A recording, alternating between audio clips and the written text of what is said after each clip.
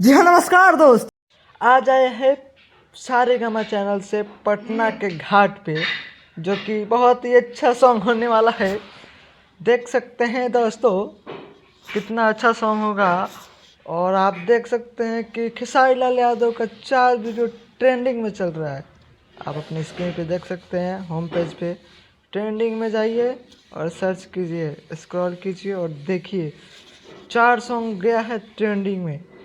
देख सकते हैं, एक वेब म्यूजिक से और 3 सारेगामा हम भोजपुरी से।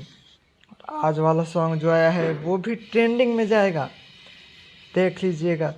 बस कुछ देर की बात है, तुरंत ट्रेंडिंग में चला जाएगा सॉन्ग ये। और 1-2 घंटा वेट कीजिए। और व्यू भी अच्छा जा रहा है उस वीडियो पे, बहुत ही प्यारा व्यू जा रहा है। मतलब 5 घंटे में 1 मिलियन कंप्लीट हो चुका है।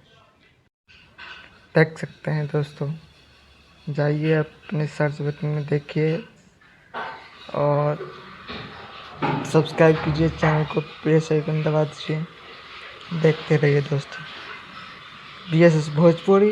और बहुत ही प्यारा सॉन्ग होने वाला है। कल एक सॉन्ग आएगा बढ़िया, जो कि सर के म्यूजिक से होगा। बहुत ही अच्छा सॉन्ग है। जय हिंद दोस्तों।